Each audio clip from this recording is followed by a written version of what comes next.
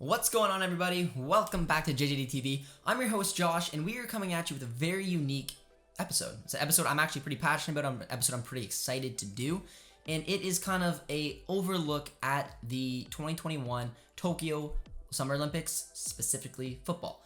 And we're going to take a look at kind of how the tournament works, who's in the tournament. I'm going to give you guys my predictions of who I think is going to win it to hopefully maybe pique some of your guys' interest. I know a lot of football fans are really into this. Some of them aren't. I definitely am. I've been watching the Olympics for a long time. Very easy to watch here in Canada, so just a nice little added bonus to watch it. So I'm looking really forward to sitting down, going through with you guys, and hopefully you guys will enjoy it. If you do, be sure to leave a comment, leave a like, subscribe if you guys are new, and let's get into it now.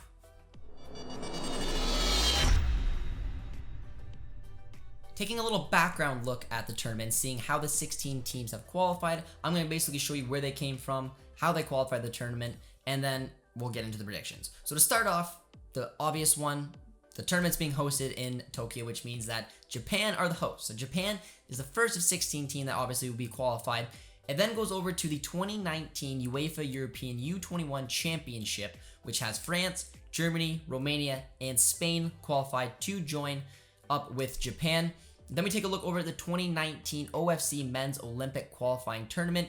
The OFC country that obviously comes in was New Zealand to join up with the other nations.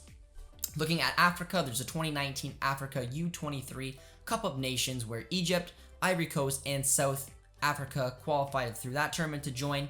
There was a 2020 AFC U23 Championship, which had Australia, Saudi Arabia, and South Korea be the winners of that to be able to qualify on into the tournament. There was the 2020 CONMEBOL pre-tournament, which had Argentina and Brazil qualify for the tournament. And then finally, the 2020 CONCACAF Olympic Qualifying Championship, which had Honduras and Mexico qualify, which came up with the 16 teams that got placed into 4 groups of 4 for the group stage, which we'll get into now.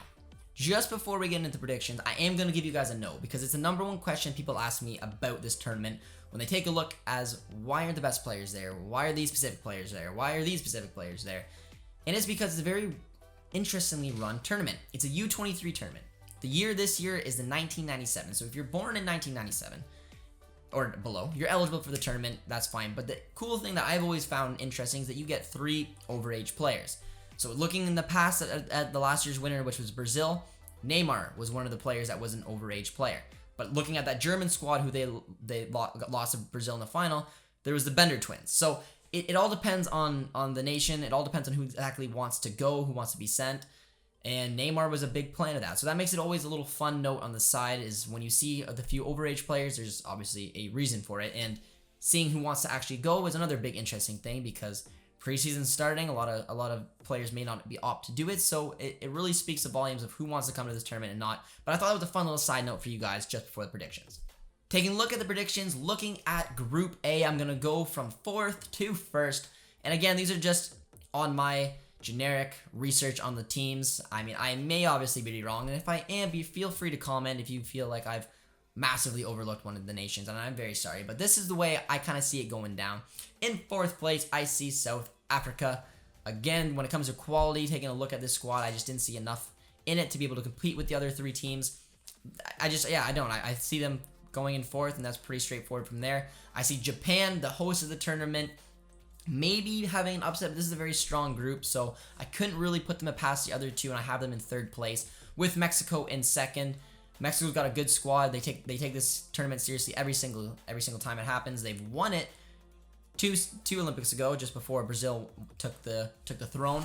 But Mexico will take this thing seriously. I do think they have a good squad, and I have them in 2nd place with France in 1st. France has got a good squad, sending a couple of the Tigres boys over there with Gignac and Thauvin. I think they'll be a big part of this French team, and I see them going pretty deep in this tournament, if I'm being completely honest. Looking over at Group B, we have New Zealand in last place, and again, New Zealand just probably pretty excited to be here. I don't see them doing much better than 0-3, maybe a 0-1 and 2, but other than that, I got them in 4th, followed by South Korea, who have done well in this tournament before. They have a good squad. They usually can compete. Unfortunately, again, I just think that this group's going to be a little bit stronger for them, and I'm going to put them in 3rd place with a Romania finish in 2nd and Honduras in 1st. I think Honduras will take this tournament very seriously. I think they're very excited to be here. I think they're going to be sending a very good squad. They play a dirty type of football in the most respective kind of way. I think they're going to be hard to break down. I think that they're going to hit hard on the break, and I think that they're going to be a challenge in this tournament to get by. So that's why I got them top in this group.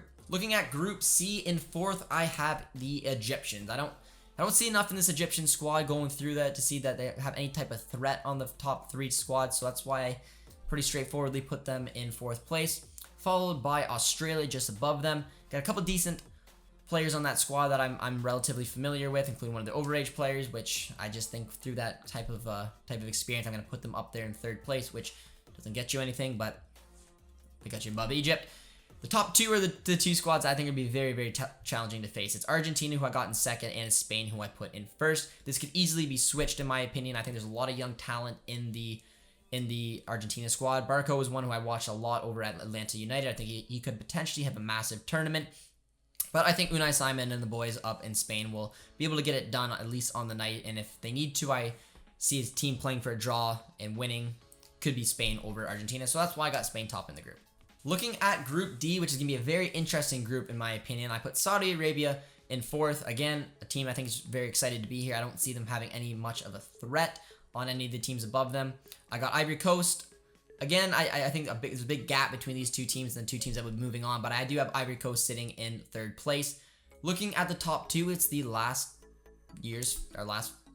Olympics finalists. It's going to be a very interesting matchup. It's Germany, it's Brazil. Max Kruse is going to be one of the big guys leading the line for the Germans, while Brazil has a lot of talent.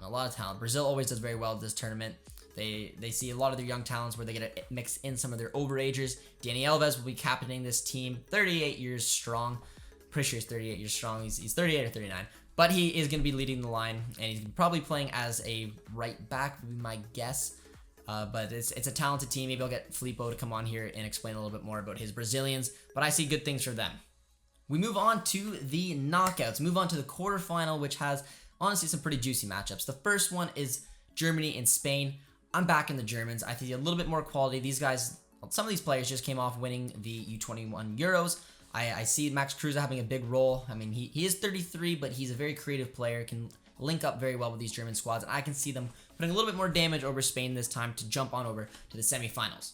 Where we then have France versus Romania. There is a big quality difference, in my opinion, with the French team. I think Gignac and Florian Thauvin are going to have 2 massive campaigns in this tournament. I think that they are the wild cards. I think they could be really hot and potentially lead the line to a championship, but I definitely see them getting past Romania, which leaves, in my opinion, the best tie if this goes down like this. It's Brazil, it's Argentina.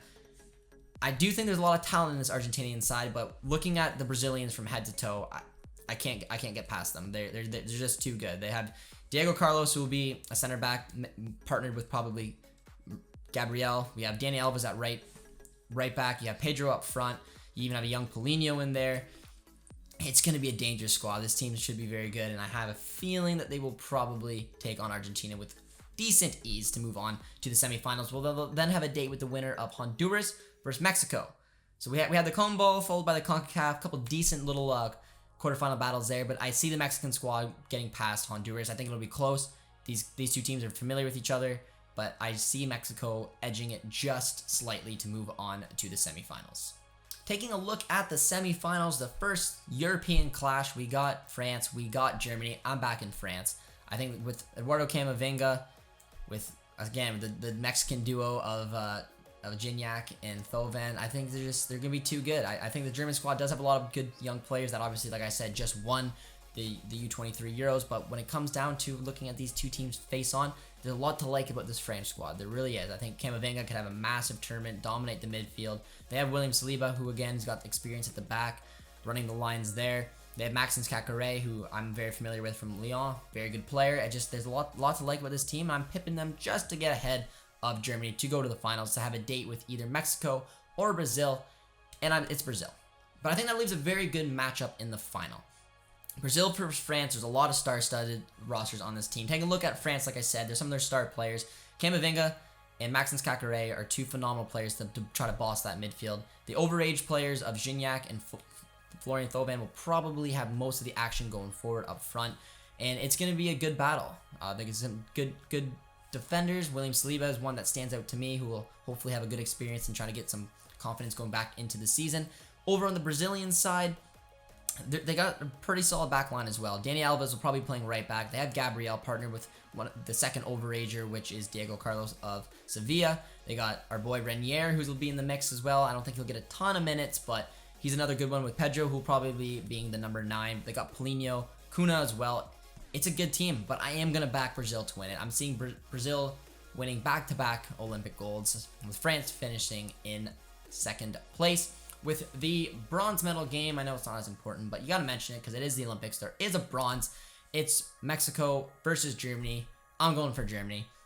I think it'd be a very close tie, but I just think some of the quality of this team that just had some success at the U21 Euros, with some of the likes of Max Kruse trying to get some creativity up front, maybe some goal scoring as well. That's the way I see it. So third place on the podium, we have Germany, followed by France with the silver, and Brazil winning gold once again. Those are my 2021 Tokyo Football Summer Olympics predictions, guys. Let me know in the comments if you agree. A lot of you probably won't, but that's the fun of doing these predictions videos. Let me know how you see 1, 2, 3 go for you guys. If any breakout stars you see happening in this tournament, it's always a very unique one, a fun one. And let me know where you guys are watching from, because the Olympics is a beautiful thing to bring pretty much every country sort of together watching this. And I love this when it comes to football, and it's a cool way to do it. So I'm excited to see what you guys see. Hopefully you guys enjoyed this video. If you did, be sure to comment, like, and subscribe, and we'll see you next time.